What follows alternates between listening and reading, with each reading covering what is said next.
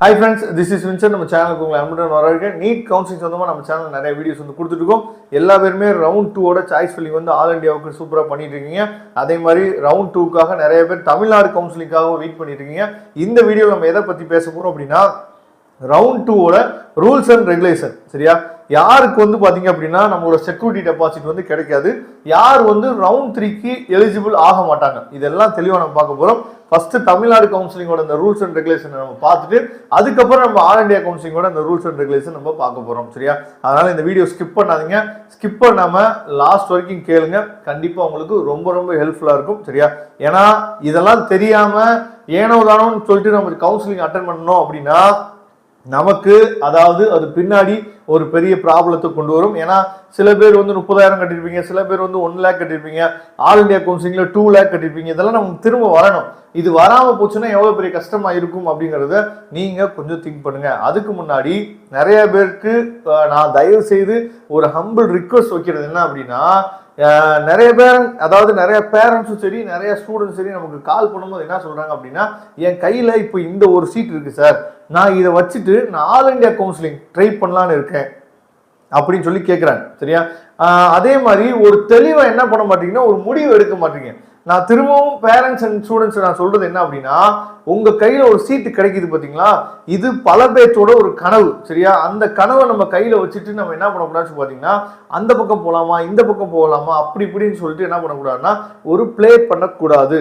ஏன்னா அந்த சான்ஸ் இப்ப நல்லா நீங்க கவனிச்சு பாத்தீங்கன்னா தெரியும், ஃபர்ஸ்ட் ரவுண்ட் நம்ம ட்ரை பண்ணி பார்க்கலாம், ட்ரை பண்ணிட்டு அதுக்கப்புறம் நம்ம வந்து கிடைக்கல அப்படின்னா நம்ம ரிப்பீட்டர் போயிடலாம் அப்படின்னு சொல்லிட்டு நிறைய பசங்க முடிவுல இருந்திருப்பாங்க. அப்ப நீங்க முன்னாடியே நான் வந்து டீம்டு யூனிவர்சிட்டியோ இல்ல முன்னாடியே நான் வந்து அப்ராட் பண்ண போறேனோ இல்ல முன்னாடியே நான் வந்து வேற கோர்ஸ் பண்ண போறேன், எனக்கு வந்து மேனேஜ்மெண்ட் கோட்டா கிடைச்சிச்சு அப்படின்னா எனக்கு வேணாம், ஃபீஸ் வந்து அதிகமா இருக்கு அப்படின்னு சொல்லிட்டு முன்னாடியே உங்களுக்கு ஒரு பிளான் இருந்திருக்கணும். சரியா, ஏன்னா நிறைய பேர் வந்து காலேஜ் எடுத்துட்டு ஜாயின் பண்ணவே இல்லை.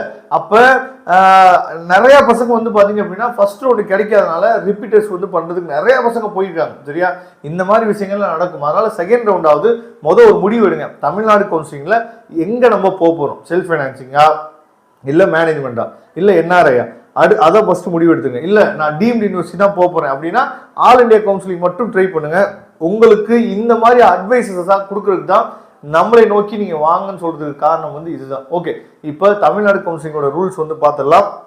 ஃபர்ஸ்ட் ரவுண்ட் 2ல என்னெல்லாம் நடக்கிறதுக்கு வாய்ப்பு இருக்கு அப்படிங்கிறத பார்க்கலாம். ஃபர்ஸ்ட் ரவுண்ட் 2ல ரீடைன்ட் ஆகுறதுக்கு வாய்ப்பு இருக்கு. சரியா, யாருக்கு இந்த ரீடைன்ட் ஆகுறதுக்கு வாய்ப்பு இருக்கு அப்படின்னா, அதாவது ஒரு சீட் வந்து ஃபர்ஸ்ட் ரவுண்ட்ல கிடைச்சிருக்கும், அவங்க அப்கிரேட் கொடுத்துருப்பாங்க, அப்கிரேட் கொடுத்துட்டு அப்கிரேட்ல ஒரு வாய்ப்புமே இல்லை அப்படின்னா பழைய காலேஜ் ஃபர்ஸ்ட் ரவுண்ட்ல என்ன காலேஜ் கிடைச்சிச்சோ அந்த காலேஜ் ரீடைன்ட் ஆயிடும் அவங்களுக்கு, அந்த வாய்ப்பு இருக்கு. இன்னொரு வாய்ப்பு என்னன்னு பார்த்தா ரீஅலாட்டட் அப்படின்னா அப்கிரேட் பண்ணும்போது அவங்களுக்கு ஃபர்ஸ்ட் ரவுண்ட் கிடைச்ச காலேஜை விட இன்னொரு காலேஜ் கிடைச்சிச்சு அப்படின்னா அவங்க ரீஅலாட்டட் அந்த கேட்டகரியில் வந்துருவாங்க.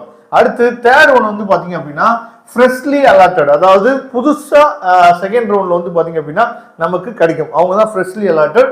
ஃபோர்த் ஒன் வந்து பாத்தீங்கன்னா நாட் அலாட்டட். இந்த 4 சான்சஸ் தான் இருக்கு ரவுண்ட் 2 பொறுத்த வரைக்கும். அப்ப இந்த 4 சான்சஸ் நம்ம எடுத்துட்டு என்னெல்லாம் பண்ணணும் அப்படின்னா நமக்கு பிரச்சனை இல்லாம ரவுண்ட் 3 போக முடியும், என்னெல்லாம் பண்ணணும் அப்படின்னா நமக்கு பிரச்சனை இல்லாம நம்மளோட செக்யூரிட்டி டெபாசிட் ரீடைன் ஆகும், என்னெல்லாம் பண்ணணும் அப்படின்னா நம்மளோட செக்யூரிட்டி டெபாசிட் வந்து ரீடைன் ஆகாது தமிழ்நாடு கவுன்சிலிங்ல அப்படிங்கிறத நாம பார்க்க போறோம். சரியா, இப்ப ஃபர்ஸ்ட் பாருங்க, அதாவது இப்போ வந்து உங்களுக்கு காலேஜ் வந்து ரீடைன் ஆயிருக்கு. சரியா, ஃபர்ஸ்ட் நம்ம இப்போ உங்களுக்கு வந்து காலேஜ் வந்து ரீடைன் ஆயிருக்கு, அதுல என்ன அர்த்தம் அப்படின்னா wants to hold the seat, அதாவது நீங்க அந்த சீட் அப்படியே ஹோல்ட் பண்ணிக்கிறீங்க, அந்த சீட்டை நீங்க அப்படியே ஹோல்ட் பண்ணிக்கிறீங்க. நீங்க ரவுண்ட் 3லயும் அப்கிரேட் பண்ணலாமா அப்படின்னு சொல்லி கேட்டீங்கன்னா பண்ணலாம், எலிஜிபிள் ஃபார் ரவுண்ட் 3. சரியா, பிரச்சனையே இல்லை. உங்களுக்கு ஒரு காலேஜ் கிடைச்சிருக்கு, திரும்ப அந்த காலேஜ் ரீடைன் ஆயிடுச்சு, திரும்ப நீங்க அப்கிரேட் பண்ணலாமான்னு கேட்டா ரவுண்ட் 3ல அப்கிரேட் பண்ணலாம், பிரச்சனை இல்லை. அதுக்கப்புறம் இப்போ உங்களுக்கு ரீடைனா ஒரு காலேஜ் கிடைச்சிருக்கு, நீங்க என்ன நினைக்கிறீங்க அப்படின்னா does not want to hold the seat, அந்த காலேஜ் எனக்கு வேணவே வேணாம் அப்படி நீங்க முடிவு பண்ணிட்டீங்க அப்படின்னா நீங்க என்ன பண்ணணும் அப்படின்னா அவங்க ரெகக்னைசேஷன் பண்றதுக்கு, அதாவது ரிசைன் பண்றதுக்கு ஒரு டேட் வந்து கொடுப்பாங்க. அந்த டேட்டுக்கு அப்ப நீங்க ரிசைன் பண்ணிட்டீங்க அப்படின்னா பிரச்சனையே இல்லை. ஆனா அந்த டேட் அவங்க ஒரு ரிசைன் பண்ணக்கூடிய டேட் வந்து கொடுக்குறாங்க பார்த்தீங்களா, அந்த டேட் அப்போ நீங்கள் ரெசிக்னேஷன் பண்ணலை, ரிசைன் நீங்கள் பண்ணலை அப்படின்னா உங்களுக்கு அந்த செக்யூரிட்டி டெபாசிட் வந்து என்னன்னு பார்த்தீங்கன்னா கிடைக்காது அப்படிங்கிறத நீங்கள் பார்த்து வச்சுக்கணும். இதை நீங்கள் புரிஞ்சுக்கோங்க சரியா.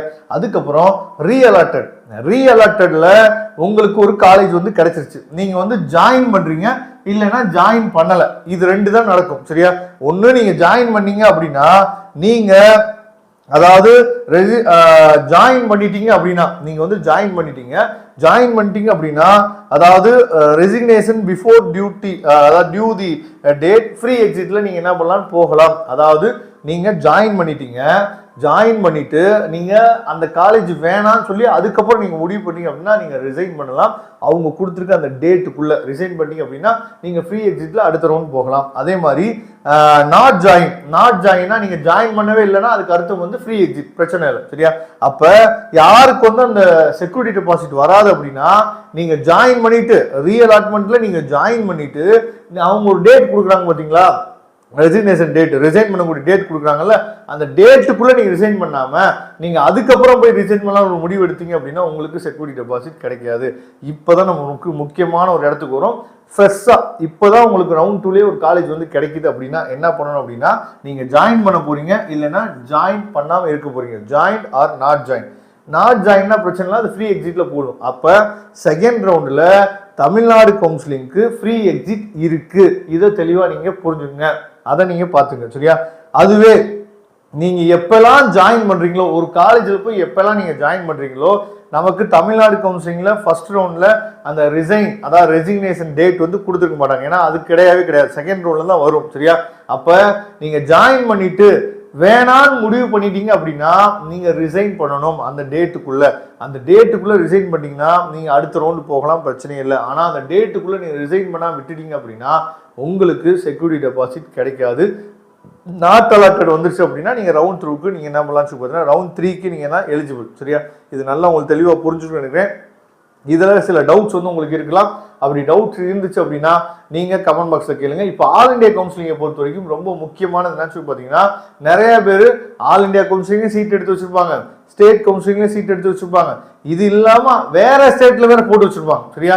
அப்ப நல்லா நீங்க ஒரு கவனிச்சுக்கணும், ஃபைனலா உங்க கையில ஒரே ஒரு சீட் மட்டும் தான் இருக்கணும் சரியா. இதுதான் வந்து எம்பிபிஎஸோட ஒரு ரூல்ஸ். நீங்க பேசாம ஆந்திரால ஒரு சீட்டை போட்டு வச்சுட்டு அதாவது யூபியில ஒரு சீட்டை போட்டுட்டு, ஏன்னா மேனேஜ்மெண்ட் கோட்டால எங்க வேணா நம்ம பண்ணலாம்ல, உங்க இஷ்டத்துக்கு நீங்க பேசாம வேற ஸ்டேட்ல சீட்டை போட்டு வச்சிருந்தீங்க அப்படின்னா எங்கேயுமே உங்களுக்கு செக்யூரிட்டி டெபாசிட் வந்து ரீட்டைன் ஆகாது. இதை தெளிவா நீங்க புரிஞ்சுக்கணும். அதனால எங்கெல்லாம் கரெக்டா ரெசிக்னேஷன் டேட் வந்து கொடுக்குறாங்களோ அங்கெல்லாம் கரெக்டா போய் நீங்க வந்து என்ன பண்ணுங்க, ரிசைன் பண்ணிருங்க. அந்த சீட் வேணாம்னு முடிவு பண்ணீங்கன்னா ரிசைன் பண்ணா மட்டும்தான் உங்களுக்கு, அதுவும் காலேஜுக்கு போய் ஆன்லைன்ல ஃபார்ம் நீங்க டவுன்லோட் பண்ணிட்டு ஆஃப்லைன்ல கொண்டு போய் நீங்க கொடுக்கணும். அதே மாதிரி ரவுண்ட் 2ல நல்லா தெரிஞ்சுங்க, ரவுண்ட் 2ல ஆல் இண்டியா கோட்டாவுக்கு ஃப்ரீ எக்ஸிட் கிடையாது. இதை தெளிவா நீங்க புரிஞ்சுக்கணும் சரியா. இதுதான் லாஸ்ட் இயர் வரைக்கும் இருந்த ரூல்ஸ், ஃப்ரீ எக்ஸிட் கிடையாது. ரவுண்ட் 2ல ஆல் இண்டியா கோட்டாவுக்கு ஃப்ரீ எக்ஸிட் கிடையாது, தமிழ்நாடு கவுன்சிலிங் மட்டும்தான் ஃப்ரீ எக்ஸிட் இருக்கு. இதே மாதிரி ஒவ்வொரு ஸ்டேட்டுக்குமே சில கவுன்சிலிங்ல ரூல்ஸ் வந்து மாறும் சரியா. அதனாலதான் அதர் ஸ்டேட்ஸ் அப்ளை பண்ணும்போது ரொம்ப கேர்ஃபுல்லா இருக்கணும் அப்படிங்கறத நீங்க தெரிஞ்சுக்கங்க. இதுல தான் டவுட் இருந்துச்சு அப்படின்னா நீங்க நமக்கு கமெண்ட் பாக்ஸ்ல கமெண்ட் பண்ணுங்க, நாம அதை உங்களுக்கு ஒரு வீடியோவா கொடுக்கறதுக்கு ரெடியா இருக்கிறோம். தேங்க்யூ ஃப்ரெண்ட்ஸ், நெக்ஸ்ட் வீடியோ பார்க்கலாம். அதுவரை உங்களிடம் விடைபெறுவது உங்கள் நண்பன் வின்சென்ட். தேங்க்யூ.